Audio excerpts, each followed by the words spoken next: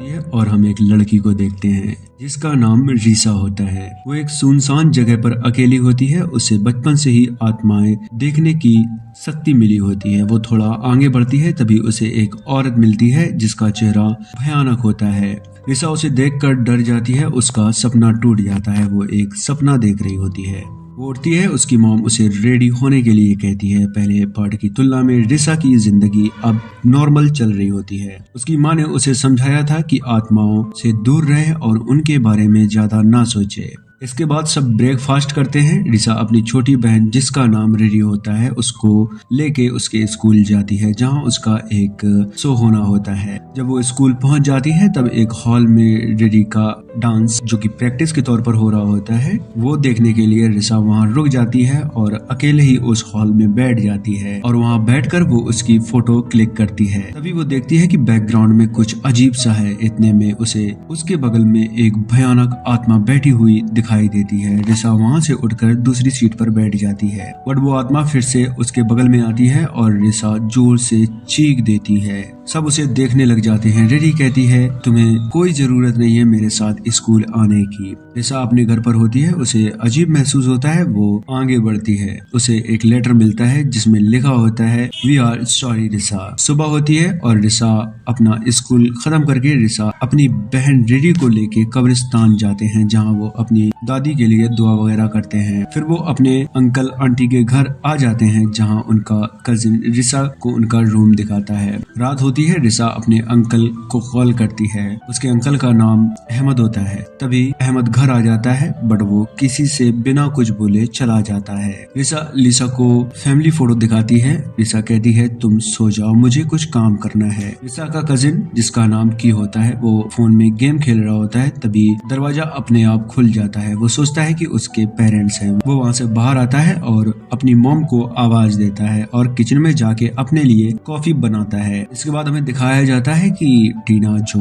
रीसा की आंटी है वो जानमाज पे बैठकर तस्बीह पढ़ रही होती है। तभी उसके सामने एक भयानक आत्मा बैठी होती है। वो आत्मा वहाँ से उठकर आगे बढ़ जाती है। रीसा का कजिन कॉफी बनाकर उसे पी रहा होता है। तभी उसे कुछ अजीब महसूस होता है। वो आगे बढ़ता है कि तभी टीना वहाँ आ जाती है और कहती है नमाज पढ़कर सोना। इसके बाद वो वॉशरूम जाता है, ब्रश करता है और खुद को मिरर में देखता है। तभी उसके सामने एक भयानक आत्मा आ जाती है। वो वहाँ से डर कर भाग जाता है। सुबह होती है। रीसा देखती है कि बहुत सारे टॉयज बिखरे पड़े होते हैं। वो सोचती है कि ये काम रिरी का है। तभी उसके सामने दो छोटे बच्चे आते हैं। हालांकि वो बच्चे भी आत्मा होते हैं। वो रीसा से कहते हैं हम पीटर के बेटे हैं। वहीं दूसरे सीन में टीना का बेटा यानी कि उससे कहता है कि रीसा यहाँ अब रहने के लिए आएगी और डैड इतना अजीब बिहेवियर क्यों कर रहे हैं। वो कह रहे हैं इस घर में कोई चुड़ैल है। वो उसे समझाती है। तभी कुछ स्टील पाइप टूट जाती हैं। रिरी स्कूल से घर आती है और रीसा से कहती है चलो। वो बच्चे रीसा से कहते हैं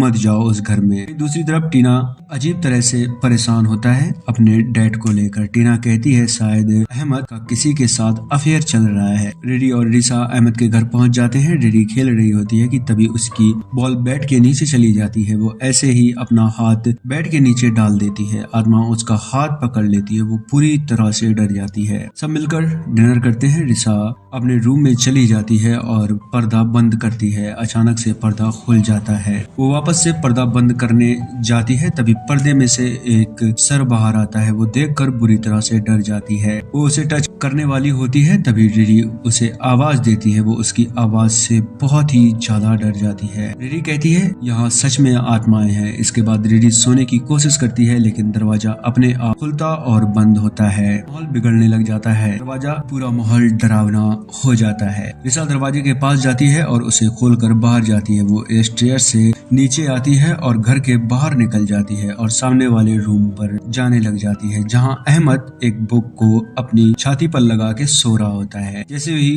वो बुक टच करती है रीसा का सपना टूट जाता है। यानी कि वो सपने में ये सब देख रही थी। अचानक फिर से दरवाजे के खटखटाने की आवाज आती है और वो फिर से बाहर निकल जाती है। वो सेम वैसा ही करती है जैसा उसने सपने में किया था, लेकिन इस बार वो बहुत बुरी तरह से डरी हुई होती है क्योंकि वो पहले सपने में देख चुकी है। अहमद लेटा होता है, वो उससे बुक छीन कर वहाँ से भाग कर घर के अंदर आ जाती है। वो स्टेयर से ऊपर चढ़ रही होती है, तभी उसे पियानो की बजने की आवाज आती है। वो वापस नीचे आ जाती है और पियानो को बंद करती है। अचानक लाइट ऑफ ऑन होने लग जाती है और पियानो फिर से बजने लगता है। वो पीछे मुड़ के देखती है, औरत पियानो को बजा रही होती है। रिसा बहुत बुरी तरह से डर जाती है और अपने रूम में आकर बुक खोलती है जिसमें को एक नाम मिलता है, एलिजाबेथ। पूरे घर में शोर शुरू हो जाता है। सब भागकर टीना के रूम जाते हैं। बेहोश होती है, उसे तुरंत हॉस्पिटल ले जाया जाता है। रिसा अहमद के पास जाती है और उसे नमाज पढ़ने के लिए कहती है, लेकिन अहमद उन्हें कोई जवाब नहीं देता। उसका बेटा यानी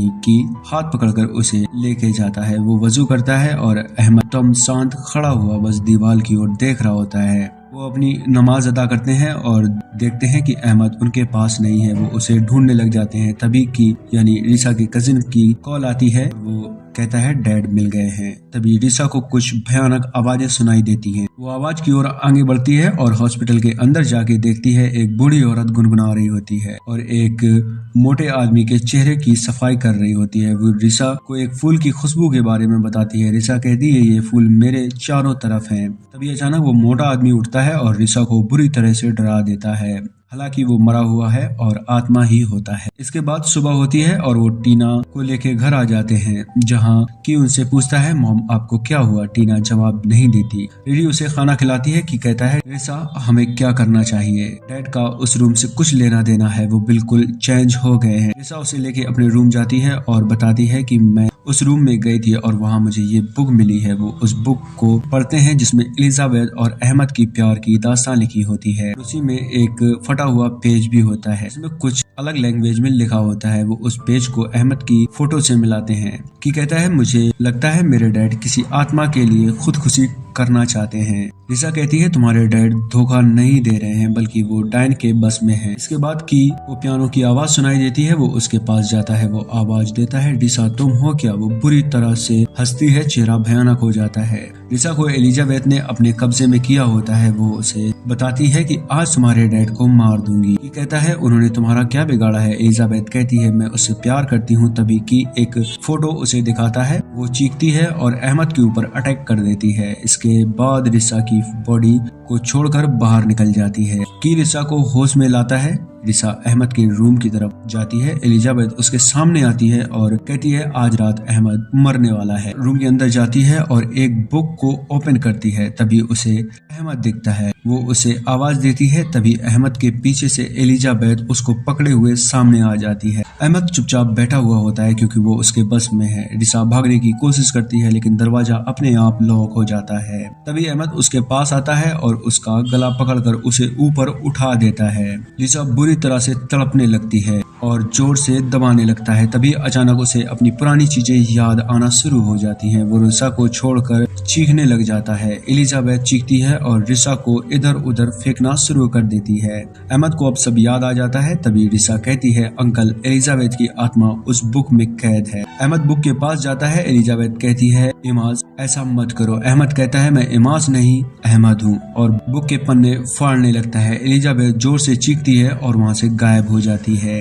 थोड़ी देर के लिए मामला शांत हो जाता है। इसके बाद अहमद घर आता है और अपनी फैमिली से माफी तलाफी करता है। इसके बाद रिसा अपने छोटे छोटे दोस्तों को का शुक्रिया अदा करती है जो उन्होंने उसकी हेल्प की थी। टीना उन्हें बताती है एलिजाबेथ के रिश्ते के बारे में, जहाँ हमें दिखाया जाता है कि कैसे उसके डैड उसके रिश्ते के खिलाफ थे और उसके प्यार को मार डाला था। अहमद की शक्ल उसके प्यार से मिलती है इसलिए उसने ऐसा किया। मूवी के आखिरी सीन में हमें दिखाया जाता है सब रेडी के शो में जाते हैं जहां रिसा को अजीब आवाजें सुनाई देती हैं और यहीं पर हो जाता है इस जबरदस्त हॉरर मूवी का समापन था एंड।